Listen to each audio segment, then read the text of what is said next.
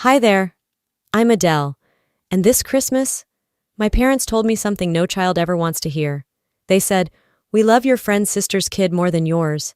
It wasn't just words, it was years of secrets, favoritism, betrayal. They cut my kids out of Christmas, spread lies about me to our entire family, even tried to take me to court to force their way back into our lives. How did it get this far? How did the people who raised me become the ones who broke me? If someone had asked me a year ago what the holidays meant to me, I would have said family, warmth, tradition.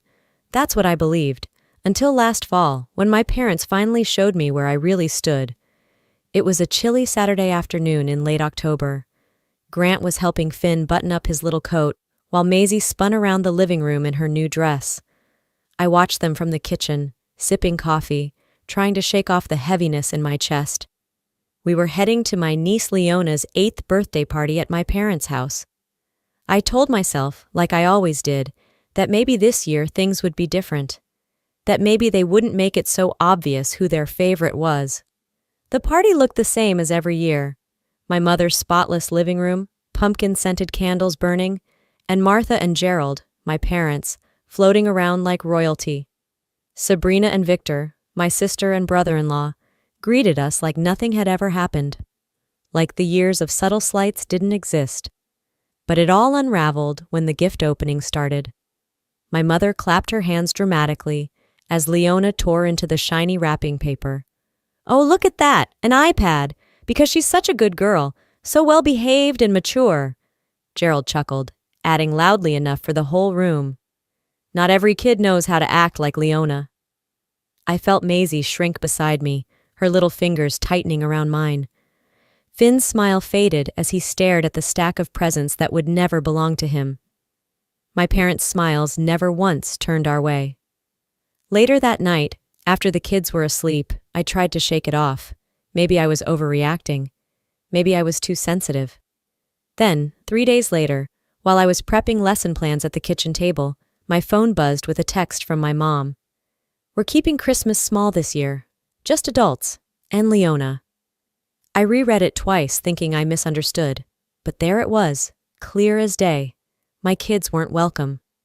I sat there, phone trembling in my hand, my heart breaking for Maisie and Finn.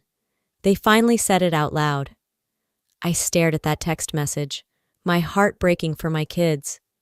For days, the words echoed in my mind like a cold wind slamming against a locked door. Thanksgiving was coming, and I tried to focus on planning dinner. I chopped onions, measured flour, marinated the turkey, but my thoughts kept drifting back to that message. While prepping pie crust, I couldn't help but remember another Thanksgiving, 2 years ago. We had all gathered at my parents' house, as usual.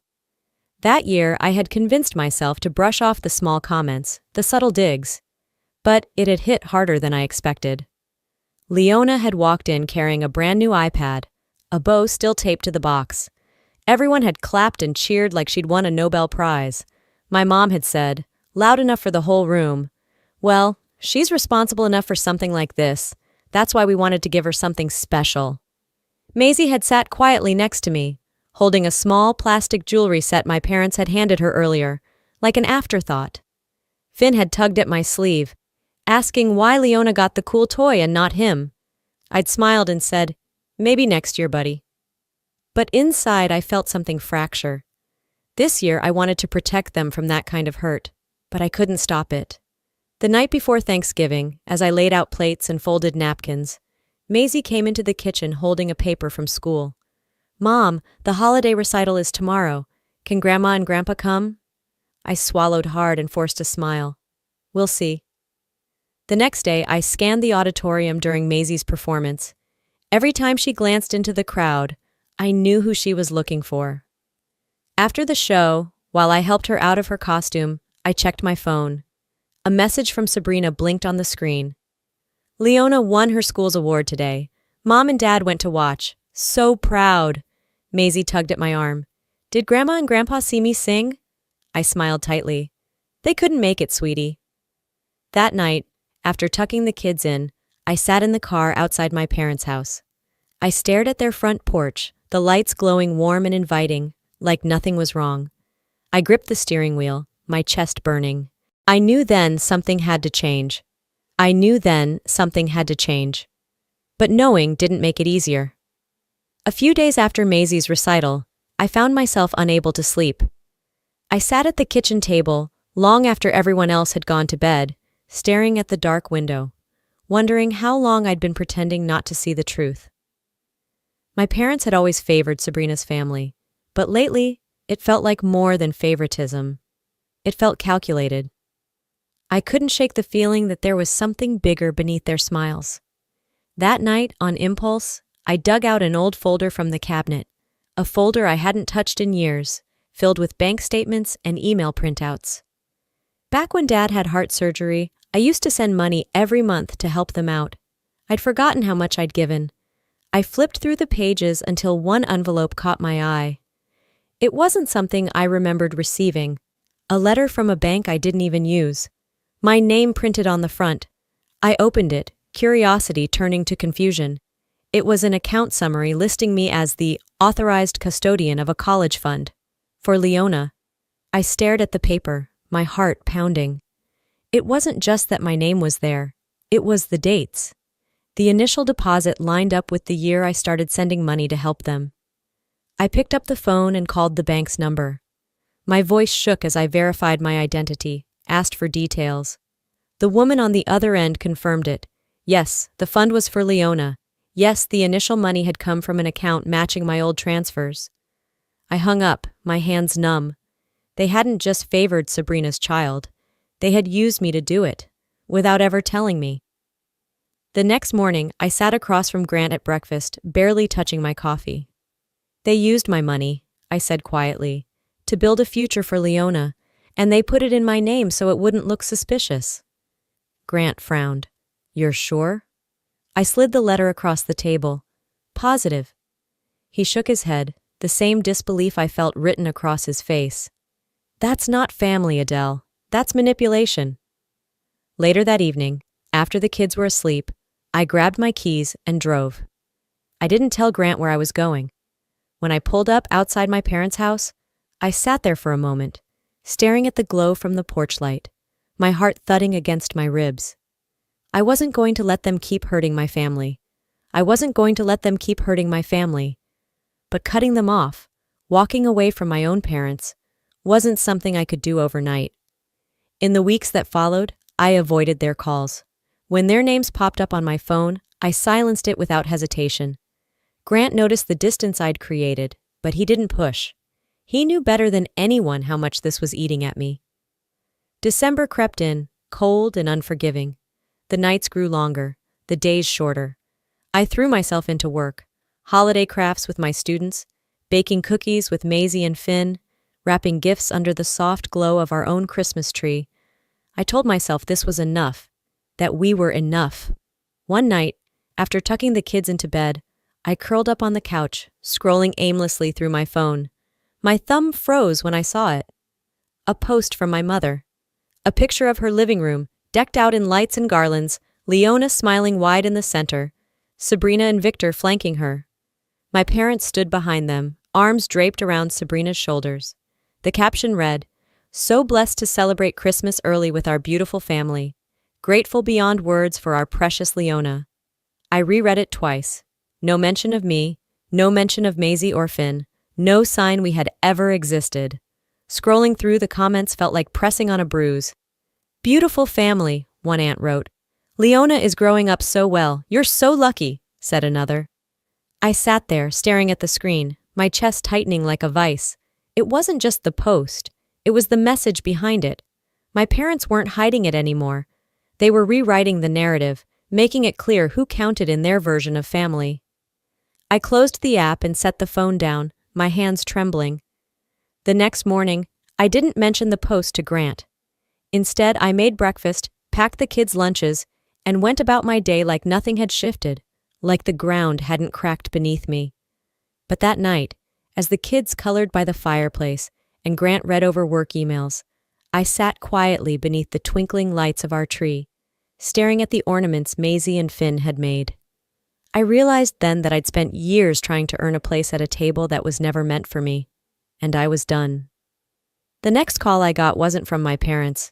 It was from Grant. It was a Saturday afternoon, and the kids were sprawled on the living room rug, coloring Christmas cards for their teachers.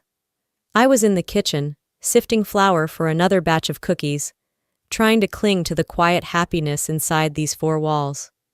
Grant walked in, phone still in his hand. His face told me everything before he even spoke. "Your parents called me," he said flatly. I stopped stirring. "What?" He slid his phone onto the counter and crossed his arms. "They didn't call you.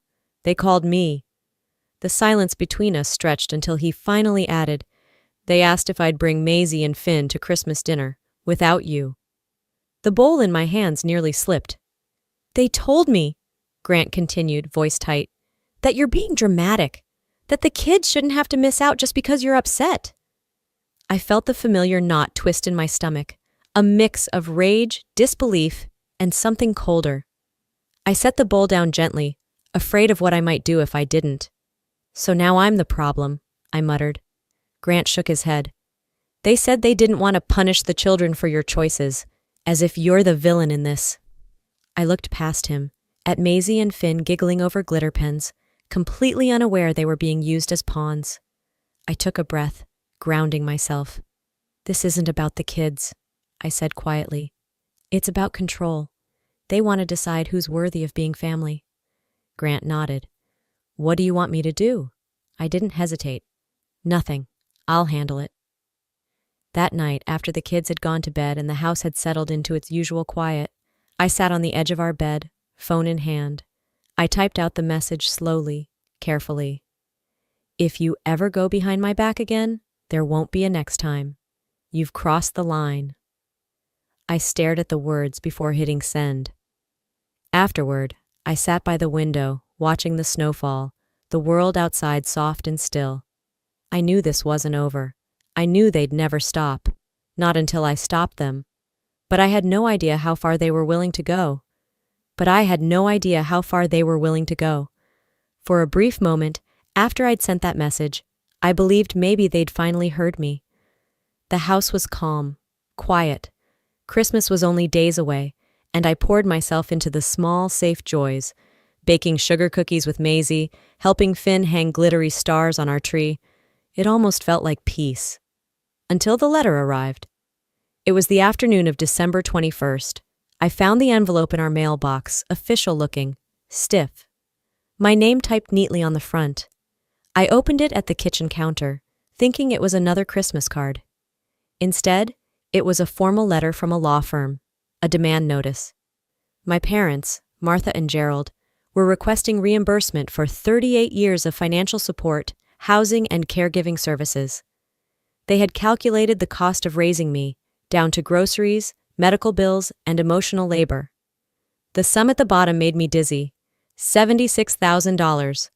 Grant walked in and found me staring at the letter. "What's that?" he asked, voice cautious.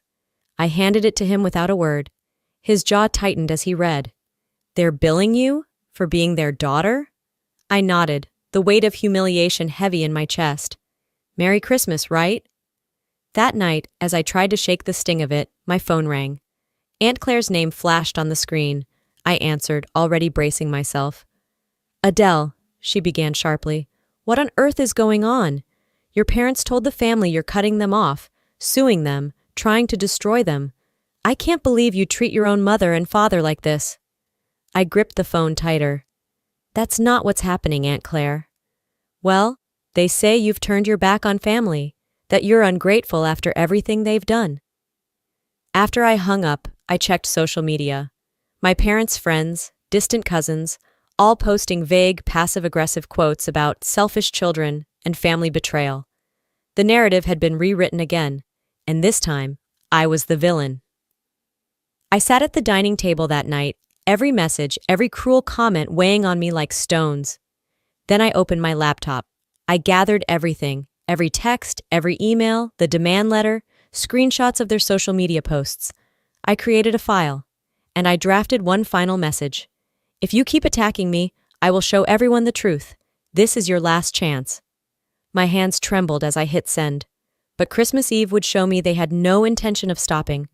That evening, Our house glowed softly with the warmth of string lights and the smell of cinnamon cookies in the air. Maisie and Finn danced around the living room, their laughter blending with the faint sound of Christmas music playing in the background. Grant and I exchanged a quiet smile, both of us silently hoping maybe, just maybe, tonight would be ours, untouched by the chaos of the past weeks. We had just finished setting out the gifts under the tree when the knock came. It wasn't timid or hesitant, it was deliberate. Grant shot me a look, and my stomach dropped. I already knew. When I opened the door, there they were, Martha, Gerald, Sabrina, Victor, and Leona, all bundled in coats, faces plastered with smiles that didn't reach their eyes. Martha held a tin of cookies like it was some kind of peace offering. "Sweetheart," she said, voice syrupy, "let's not ruin Christmas. We're family." Gerald chimed in behind her. "Enough of this nonsense. We forgive you." Forgive me. Those two words cracked something deep inside me. I stepped outside, shutting the door behind me so Maisie and Finn wouldn't hear. "You don't get to forgive me," I said quietly. "You don't get to rewrite the story. I've spent my entire life trying to be enough for you, and now you're standing here like you're the ones who've been wronged?" Sabrina crossed her arms. "Adele, this is childish. Can't we just move on?" I felt my jaw tighten. "You mean forget everything you've done? Pretend you didn't try to turn my own kids against me?" Martha's smile faded. "You're tearing this family apart." "No," I said, voice sharp. "You did that." Before they could answer, I turned and closed the door. Later that night, when the house was quiet and the kids had finally fallen asleep, I went to lock the front door, and that's when I saw it. An envelope tucked under the doormat. My name wasn't on it. Maisie's was. I picked it up, my stomach sinking, and unfolded the letter. It was from Martha, written in looping, careful handwriting. It painted me as the villain, the reason Maisie couldn't see her real family, accused me of keeping her away from people who loved her. I felt my throat tighten as I read the last line. "One day, you'll understand how unfair your mother has been." My hands shook as I walked to the fireplace and tossed the letter in. I watched it curl and blacken, reduced to ash. When I turned around, Grant was standing in the doorway, watching me. "They don't get to play the victim anymore," I said quietly. "Tomorrow it ends." I woke up on Christmas morning ready to fight. The house was quiet when I padded downstairs, the faint smell of coffee already filling the kitchen. I could hear the soft hum of the kids' excited voices upstairs as they got ready to open presents. For a moment, I let myself breathe. I wanted today to belong to them, to us. Then the doorbell rang. Grant glanced at me over his coffee, brows pinched. "Expecting anyone?" I shook my head and walked to the door, heart sinking. It wasn't a neighbor dropping off cookies. It wasn't a package. It was a process server. He handed me an envelope without meeting my eyes. "Merry Christmas," he muttered before walking away. Inside was a court summons. Martha and Gerald were suing me for visitation rights, grandparents' rights. They were trying to force legal access to my children. The paper trembled in my hands. Grant appeared behind me, reading over my shoulder. "They can't be serious." I couldn't speak. My throat tightened around the lump rising there. It wasn't enough for them to rewrite the family narrative. Now, they wanted the law on their side. The rest of Christmas passed in a blur. I smiled for the kids, watched them tear into their gifts, but I felt hollow inside, waiting for the next blow. The following days were spent in meetings with lawyers, phone calls, paperwork. Each conversation chipped away at me. "They don't have a real case," my lawyer said firmly, "but they'll drag you through it. They'll drain you emotionally, financially. That's the game." By January, the court date was set. Walking into that courtroom felt surreal. Martha sat at one table, dabbing her eyes dramatically. Gerald wore his usual stiff expression, like he'd been wronged. They played their part well, poor grandparents being denied their precious grandchildren. I sat tall, calm, and when it was my turn, I presented everything. Every text, every manipulation, every time they had belittled and excluded my children. I let the judge see the truth without emotion clouding my words. It didn't take long. The judge ruled in my favor. There was no valid reason to force contact, no precedent, no justification. Outside the courthouse, I faced them one last time. Martha's eyes were cold now, her mask slipping. "You'll regret this," she said. I shook my head. "No, I'm finally free." Then I turned away. But walking away didn't mean the scars disappeared. By February, the snow had started to melt in patches across Madison. The holiday lights were gone, and with them, the weight of the court battle seemed to lift, at least on the surface. The mornings were quieter now. No anxious glances at my phone, no tension humming beneath every conversation. I went back to packing lunches, checking homework, and standing in the school drop-off line like any other mother. But even as life settled, something inside me hadn't. Some mornings, I'd catch myself staring out the kitchen window, wondering how it had come to this. How two people who were supposed to love me unconditionally could choose to tear me down instead. I missed the idea of having parents. Not them. Their laughter laced with criticism, their smiles hiding sharp edges. But the fantasy of family. I grieved for something I never really had. One afternoon, as I graded papers at the kitchen table, my phone buzzed. It was a message from a cousin I hadn't spoken to in months. "I just want you to know. We see the truth now. They pushed too far." The words settled over me like a balm. Not everyone had turned away. Some people had seen through the stories, the performances, the lies. A few weeks later, at a family gathering I didn't attend, I heard from Aunt Claire that people had stopped inviting Martha and Gerald, that their circle had shrunk. "Your mom says you've poisoned everyone against her," Claire told me. But I hadn't said a word. They had done that all on their own. In the evenings when the kids had gone to bed, I'd sit by the fireplace with Grant. The quiet between us no longer heavy, but restful. Some nights the ache still surfaced, the longing for a mother's approval, a father's protection. The kind of love my children received without question. But I knew now, I couldn't change them. I couldn't heal their broken parts. All I could do was break the chain. On a cold Saturday morning in late February, I stood on the front porch, a mug of coffee warming my hands. Maisie and Finn laughed in the yard, bundled in coats and scarves, chasing each other across the patchy snow. Grant stepped outside, slipping an arm around my shoulders. "They're happy," he said softly. I nodded, watching our children's joy fill the air like sunlight breaking through clouds. "They're safe," I added. That was enough. There is no next chapter. This is where I finally chose peace. Before I close this story, I want to leave you with something. If there's one thing I've learned through all of this, it's that family isn't who shares your blood.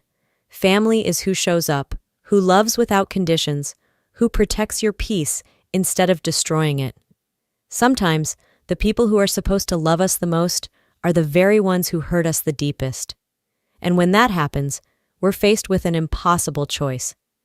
Do we keep shrinking ourselves to fit their idea of who we should be? Or do we stand up and break the cycle? I chose peace. I chose my children. I chose myself. And if you're watching this today, wondering whether you're wrong for setting boundaries, let me be clear. You are not. You deserve love that doesn't come with conditions. You deserve to be free from anyone who makes you feel small. Now, I'd love to hear from you. Have you ever felt like you had to fight for your worth in your own family? Or maybe you've had to walk away from someone you thought you couldn't live without. Tell me in the comments below. If this story touched you, drop it in the comments, or just let me know where you're watching from. I read every single one. And if you want to hear more true stories like this, that make you think, heal, and grow, don't forget to subscribe to this channel. If this video spoke to your heart, hit that like button and subscribe so you won't miss the next story. Because sometimes hearing someone else's story might just help you rewrite your own.